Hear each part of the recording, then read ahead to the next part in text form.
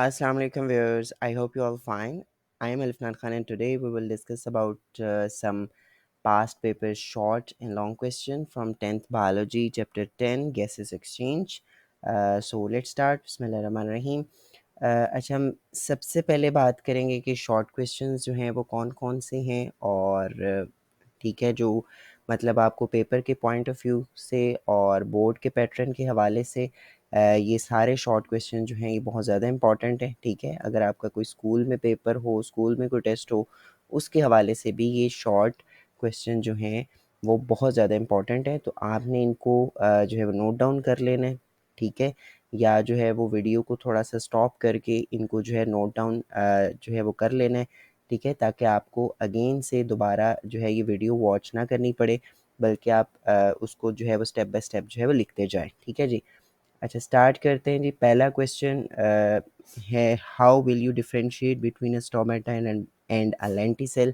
ठीक है, ये आपको पहले ही टॉपिक से मिल जाएगा, गैसेस एक्सचेंज इन प्लांट्स। ठीक है, जो आपका चैप्टर है वहाँ से जो पहला टॉपिक है गैसेस एक्सचेंज इन प्लांट्स, वहाँ पे इसका आंसर होगा, आपको वहाँ से मिल जाएगा। उसके बाद differentiate between breathing and cellular respiration. ठीक है, ये भी स्टार्ट में चैप्टर के इंट्रोडक्शन वाले पेज पे ही है। ठीक है, वहाँ से आपको मिल जाएगा। उसके बाद question number 3, trace the path of air from the nasal cavity to the alveoli. ठीक है, ये आपका जो है ये सेकंड टॉपिक है जिसमें जो है वो आप ने जो है वो देखा होगा गैसेस एक्सचेंज इन ह्यूमंस। ठीक है, ये उस टॉपिक से शॉर्ट क्वेश्चन पूछा गया है। उसके बाद next, how does the gases exchange in plant takes place. तो अगेन से ये प्लांट्स वाला जो है टॉपिक वहाँ से पूछा गया है। आगे, how does the gases exchange occur in young stems and leave. ठीक है, ये यंग स्टेम और लीव्स में गैसेस एक्सचेंज कैसे होती है। तो अगेन से ये गैसेस एक्सचेंज इन प्लांट्स वाला टॉपिक ही है। उसके बाद next, what are the stomata write their functions. Stomata क्या है, इनके फंक्शंस लिखें। तो ये बी गैसेस एक्सचेंज इन प्लांट्स वाले टॉपिक में ही है।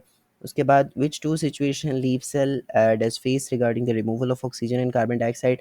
तो ये वाला क्वेश्चन भी इसी टॉपिक से आपको मिल जाएगा।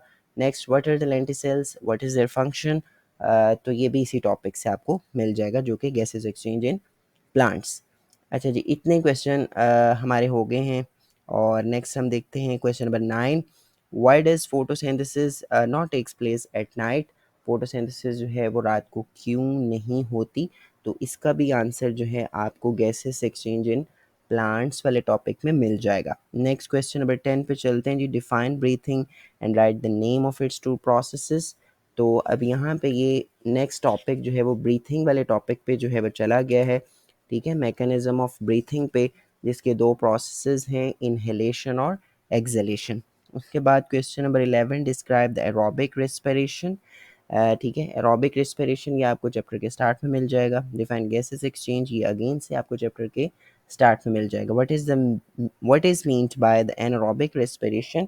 ठीक है, ये भी आपको चैप्टर के स्टार्ट से मिल जाएगा। उसके बाद question number 14, differentiate between aerobic and anaerobic respiration. तो ये अगेन से थोड़ा सा उसने जो है इसको मोल्ड कर दिया है क्वेश्चन को, कि आपको अलग अलग भी आ सकता है और इस तरीके से डिफरेंस भी आ सकता है।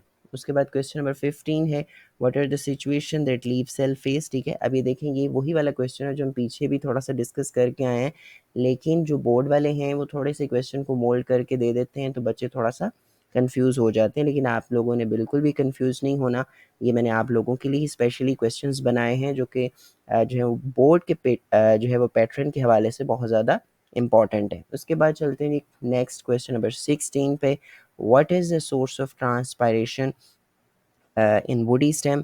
ठीक है, कि ट्रांसपिरेशन का क्या सोर्स है वुडी स्टेम्स में। तो ये भी आपको पहले स्टार्ट वाले टॉपिक से मिल जाएगा। What is the function of hairs and mucus in the nasal cavity. ये आपको जो है वो दूसरे वाला topic gases exchange in humans, वहाँ से इसका आंसर मिल जाएगा। नेक्स्ट चलते हैं क्वेश्चन नंबर 18 पे, differentiate between nasal cavity and nostrils.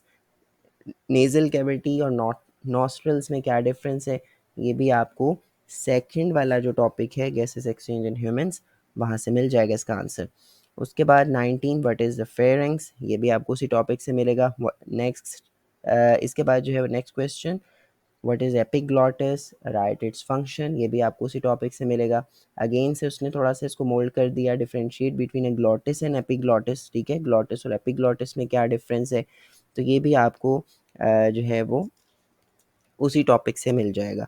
उसके बाद अगला क्वेश्चन है what is the larynx and right its function, तो ये भी आपको उसी जो है टॉपिक के अंदर मिलेगा, ठीक है, जहाँ पे वॉइस बॉक्स के बारे में बताया कि लेरिंग्स एक बॉक्स होता है, इट्स मेड अप ऑफ जो है वो कार्टिलेज एक्सेट्रा।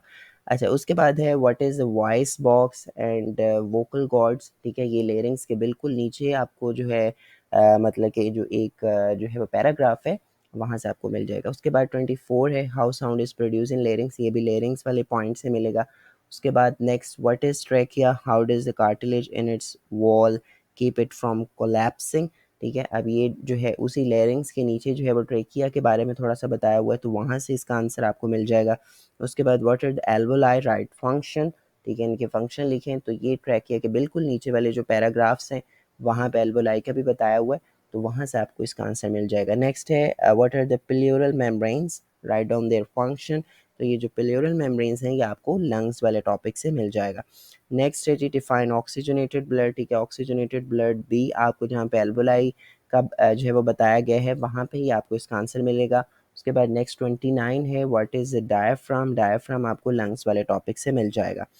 नेक्स्ट चलते हैं 30 क्वेश्चन पे, how breathing rate is controlled in human, ठीक है, ब्रीथिंग रेट जो है वो कैसे कंट्रोल होता है ह्यूमंस में, तो ये आपको मैकेनिज्म ऑफ ब्रीथिंग वाले टॉपिक से मिलेगा। Next differentiate between bronchi bronchioles, ठीक है, ब्रोंकाई ब्रोंक्यूल्स अगेन से आपको जो है गैसेस एक्सचेंज इन ह्यूमंस वाले टॉपिक से एंड पे मिल जाएगा। उसके बाद 32 है where does the intercostal muscles are located, ये आपको लंग्स वाले टॉपिक से मिलेगा।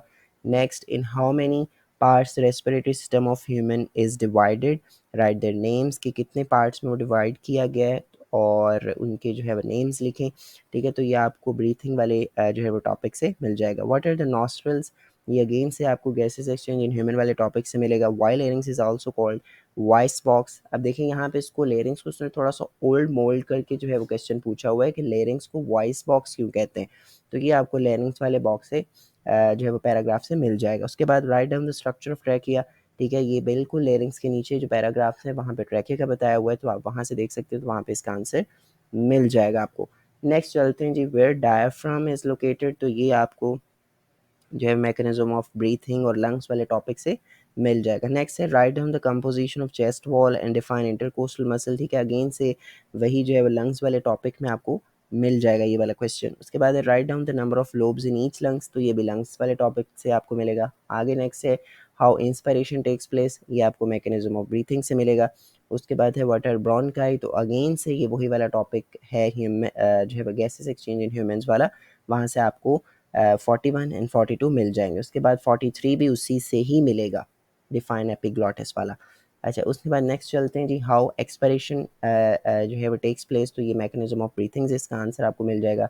Next how does gases exchange in human takes place, तो ये ओवरऑल क्वेश्चन उसने पूछा हुआ है, तो ये आप जो है वो वाला उसमें से मेन मेन पॉइंट्स लिखेंगे कि गैसेस एक्सचेंज ह्यूमंस में कैसे होती है। उसके बाद 46 वाला है जी write down the composition of oxygen and carbon dioxide in expired and expired air, ठीक है, इंस्पायर्ड और एक्सपायर्ड एयर में कितनी कंपोजिशन होती है ऑक्सीजन एंड कार्बन डाइऑक्साइड की, तो ये आपको जो है वो टेबल से मिलेगा, जहाँ पे जो टेबल है 10.1 comparison between the inspired and expired air. अच्छा, नेक्स्ट चलते हैं, describe the role of lungs in human body, ठीक है, ये लंग्स वाले टॉपिक से मिल जाएगा। उसके बाद डिफाइन डीऑक्सीजनेटेड ब्लड, तो ये अगेन से आपको जो है वो गैसेस एक्सचेंज वाले टॉपिक में मिल जाएगा इन ह्यूमंस। उसके बाद है what is the emphysema, give its symptom, तो ये जो है वो आगे जो है वो रेस्पिरेटरी डिसऑर्डर स्टार्ट हो गई हैं, तो ये आपको रेस्पिरेटरी डिसऑर्डर वाले टॉपिक से मिल जाएगा। व्हाट इज़ द ब्रोंकाइटिस, ठीक है, ये ब्रोंकाइटिस जो है ये भी रेस्पिरेटरी जो है वो डिसऑर्डर है, तो वहाँ से इसका आंसर आपको मिल जाएगा।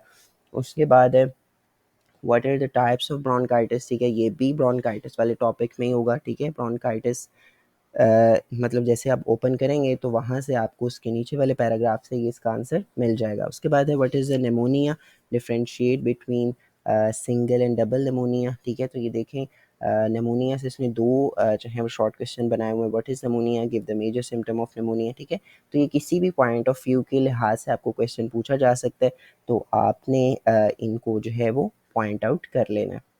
और नेक्स्ट चलते हैं अब, व्हाट इज़ द अस्थमा। ठीक है, अस्थमा भी एक रेस्पिरेटरी डिसऑर्डर है, तो ये रेस्पिरेटरी डिसऑर्डर के अंदर आपको इसका आंसर मिल जाएगा। Next, what is the emphysema, ये भी आपको रेस्पिरेटरी डिसऑर्डर के अंदर इसका आंसर होगा, वहाँ से आपको मिल जाएगा। Next, define asthma and give its reason. ठीक है, ये देखिए अगेन से उसने थोड़ा सा मोल्ड कर दिया कि डिफाइन करें और बताएं कि इसकी वजह क्या होती है। और next, what are the symptoms. ठीक है, इसकी जो है सिम्टम्स क्या हैं, वजूहात क्या होती हैं। ठीक है, आपको ज़ाहिर कैसे होता है कि अस्थमा हो गया। तो इसका आंसर भी आपको रेस्पिरेटरी जो डिसऑर्डर्स वाला टॉपिक है उसके अंदर 4 पॉइंट पे जो है वो अस्थमा है, वहाँ से आपको ये मिल जाएगा। उसके बाद है what is the lung cancer. ठीक है, ये भी रेस्पिरेटरी डिसऑर्डर है, तो ये आपको वहाँ से उसका आंसर मिल जाएगा। Right down the common symptoms of lung cancer. ठीक है, उसकी कॉमन सिम्टम्स बयान करनी है, तो वो भी लंग कैंसर वाले टॉपिक से ही है। What are the causes of cancer. ठीक है, काजेज़ बेसिकली आपको जो है इसी कैंसर वाला जो टॉपिक है लंग कैंसर, इसी के अंदर से जो सेकंड पैराग्राफ है वहाँ से आपको मिलेगा, क्योंकि मेजर काजेज़ जो हैं किसी भी कैंसर्स के उसमें कार्सिनोजेंस जो है ज़्यादा इंक्लूड होते हैं।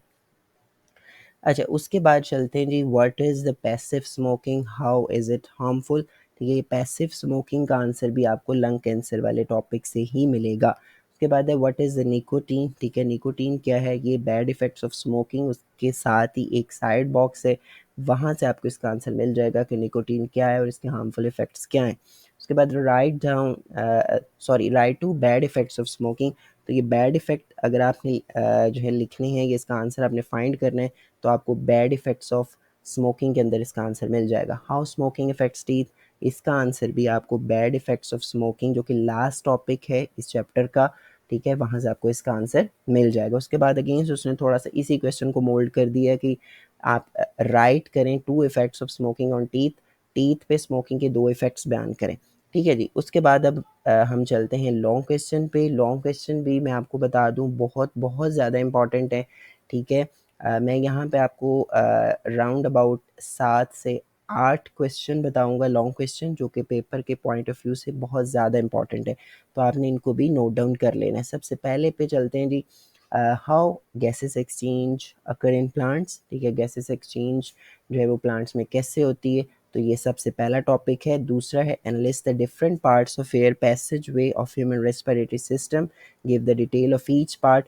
ये दूसरा है, लेकिन इसने थोड़ा सा, अब देखें इसमें ये बिल्कुल नहीं बताया कि आपने गैसेस एक्सचेंज बतानी है ह्यूमंस में। जस्ट उसने क्वेश्चन को ऐसे मोल्ड किया हुआ है कि बच्चे कंफ्यूज हो जाते हैं, लेकिन इसका आंसर बिल्कुल वही वाला है जो मैं आपको पहले भी बता चुका हूँ कि यहाँ पे गैसेस एक्सचेंज पूछी हुई है कि ह्यूमंस में कैसे होती है।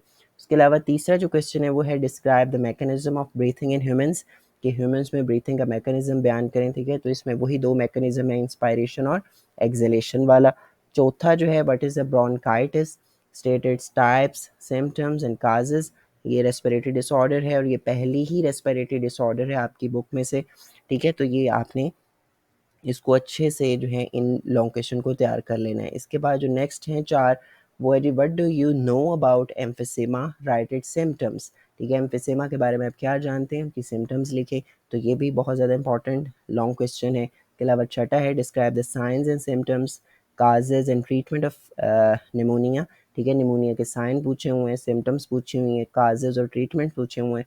तो इसी लिहाज से देखेंगे बड़ा आसान भी है क्वेश्चन और थोड़ा सा डिफ़िकल्ट भी हो जाता है, क्योंकि अक्सर बच्चे जो हैं साइन और सिम्टम्स को मिक्स कर देते हैं। ठीक है, तो ये आपने अच्छे से इसको याद कर लेना। उसके बाद है describe symptoms causes and prevention of lung cancers, कि लंग कैंसर की सिम्टम्स बताएं, काजेज बताएं, उसका प्रिवेंशन बताएं। तो ये भी बड़ा आसान क्वेश्चन है और बहुत ज़्यादा इंपॉर्टेंट भी है। इसके बाद है right on the bad effects of smoking. ठीक है, जो कि लास्ट टॉपिक है चैप्टर का, तो ये वहाँ से उसने जो है वो लॉन्ग क्वेश्चन बनाया हुआ है। सो यहाँ तक थे हमारे शॉर्ट एंड लॉन्ग क्वेश्चन। बहुत जो है मतलब कि मैंने आपके लिए थोड़ी सी मेहनत की है। ठीक है, ताकि आप जो है ये शॉर्ट एंड लॉन्ग क्वेश्चन को तैयार करके अपने इस चैप्टर को कवर कर सकें। So thank you so much for watching. अगर आपको ये वीडियो जो है वो अच्छी लगी है, ठीक है, तो इसको आप जो है अपने फ्रेंड्स के साथ शेयर करें। ठीक है, ताकि उनको भी शॉर्ट एंड लॉन्ग क्वेश्चंस के बारे में जो है वो पता चल सके कि कौन से ऐसे मतलब important short and long question है जो चैप्टर से बोर्ड के पॉइंट ऑफ व्यू के लिहाज से बहुत ज़्यादा इंपॉर्टेंट है। ठीक है, तो उनके साथ आप ये लाजमी शेयर करें ताकि उनका भी जो है वो भला हो सके। ठीक है, बाकी thank you so much for watching. अल्लाह हाफ़िज़।